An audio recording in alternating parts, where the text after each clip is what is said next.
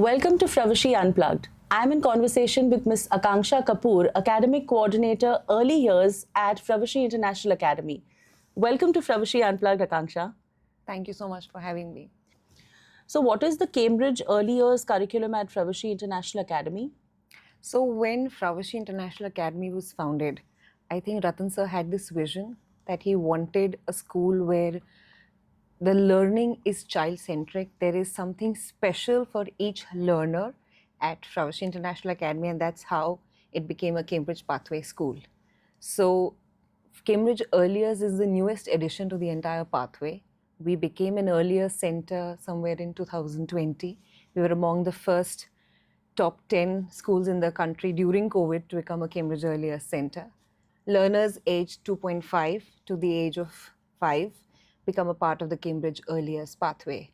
So the entire Cambridge Early Years program is child-centric, it is play-based, it is national education policy compliant, it promotes multilingual instruction, it promotes the fact that each child learns at its own pace. So I think that's the beauty of Cambridge Early Years program. So Cambridge Early Years is one of the widely researched programs. It started off as a pilot project in India. It only started for the Cambridge Early Years schools in India. And now we have transitioned to it becoming a global early years center. So any early years center, maybe say in Singapore or in the European framework or in India, they study at par. So it is actually a very internationally benchmark curriculum, scientifically driven, and developed as per the developmental milestones of each child. So I think that is what makes the Early Years program very different from what you would see in any other K-12 school. And in Nasik, Fravashi International Academy is the only school to start this? Yes, we are the only Early Years center. We are among the top 3 in Maharashtra who became an Early Years center. So that way we have been leading the flag for, I think, the early years education in the city. And I think Fravashi Early Years program is the place where the parents should feel aspirational about bringing their children to the campus. We want to become that program that whenever a mother has a baby, she only thinks about the Fravashi's Early Years program. So, how does FIA mix play and learning at the same time to help growth in the children? So it's a very common misconception that when they're playing, there's no learning happening. There's a lot of learning happening. So at FIA's Early Years program, children are not just passive listeners. That is, the teachers are not talking and the child is not just listening. Here, it is a child-led activity that is facilitated through the teacher. So for example, when a child is playing, suppose at the role play center, there are learning milestones or the learning statements that we call as that grade from Early Years 1, that is your nursery, and move on to Early Years 3, which in your common language would be your senior KG. So if in Early Years 1, the learning statement is that the child is able to play independently and involve a peer. Whereas when it graduates to Early Years 3, the child is able to build strategies, include team members, include peers that they're not familiar with to play together. Now, when the teacher knows that this is the aim of the play, she knows where to steer the conversation during the play. So a child can be playing independently, but she knows where to integrate another child. She knows which way to push the communication. So there's a lot of language development that is happening when the child is playing, because that is again a very non-judgmental area. The child is comfortable. He or she knows they are not being judged. So the child is at its comfortable best. So I think that is where the learning happens the most. So the major aspect of language development, what we talk about. Now we all learned our mother tongues by listening, then speaking. Nobody taught us the grammar, but we learned it just fine. The same way a language development is supposed to happen when they come to an Early Years classroom. They listen to good language, they try to speak that particular language, and then we move on to the reading and writing. Unfortunately, we all learned it the other way. We started with the ABC first, and then we had a special class to learn how to talk confidently. So I think the Early Years program focuses on language development first, and then transits to complex concepts that you can talk about. So I think when the child is playing, there's a lot of cognitive development happening. There's a lot of language development happening. There's a lot of personal, social, emotional development happening. I'm learning to strategize how to work best with you, how to get that toy from your hand so that I can play with it. So I think there's a lot of strategy development that is happening that we actually undervalue when we talk about the early years. These all are skills that are required in the future for them to be workplace ready. How to strategize, how to play around with a peer. I might not like you, but I still know how to work around with you. So I think that's the beauty of the early years program. So there's so much that goes into shaping the early years of a child. For a layman, I think it's just school mein bhej diya, teacher is teaching. But it's definitely not like that. And I think at Fravashi International Academy, you guys are doing a fabulous job. So. Thank you so much. And to actually add to that, I think the earlier segment is the most difficult segment to teach. It is the most difficult segment to handle because you're not only teaching content, you're teaching skills. Skills that teachers will later on add on when they move up to the other segment. So I think now in India with the NEP coming in place, there is importance coming to the earlier segment, and there is slowly but steadily there is movement and regulations coming in the earlier segment. So I think Fravashi International Academy has been pioneers always. So what kind of training do the teachers at FIA get to, get the Cambridge early years curriculum going? I'm so glad that we've touched upon this particular subject because you can never say that a teacher is completely trained. I think it's an ongoing process always, and I can very proudly say that each earlier team member is trained for the Cambridge curriculum. There is a lot of cascading training that happens. There's a lot of independent reading and coming back to discussions that happen besides proper Cambridge training that happens for them. I think Cambridge earliest curriculum is such a scientifically researched curriculum, and it is taken so much into account through the Cambridge training. I think each tutor is skilled to not only deliver the content but also bring in the required skill across to her students, because earlier classes are such dynamic spaces. Not each child is at the same developmental milestone, neither is each child in the same temperament, neither is each child come from the same background. So there's a lot of differentiation that she needs to bring about in the classroom. So it's a very dynamic space. You will never see earliest classroom as a dull moment where everybody is sitting and there is stoic silence. I think I would be worried. So then there is a lot of movement. There are 4 children doing one thing and 4 children doing another thing. There's a lot of language enrichment happening in the class. There's a lot of talk happening. I think that is what a good earliest classroom looks like. And I think that particular teacher is going the right path when it comes to training and delivering the earliest curriculum. Besides that, Fravashi International Academy is one of the only 4 centers in the country to deliver a professional development qualification in early years good practice. So I think it's a very intensive program where what we learn in terms of theory is actually transacted into the classroom. So you understand the why of doing something in the classroom rather than just doing it because you have been told to do so.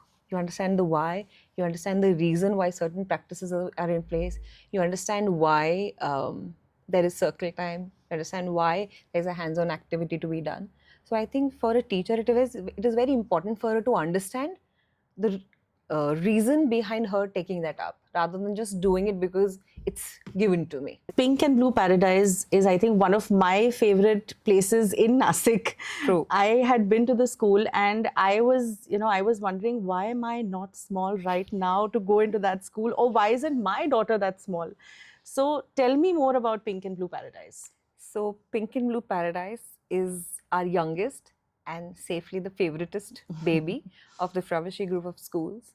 It's been envisioned, conceptualized and designed by our dearest Ratan sir, the chairman of Fravashi group of schools.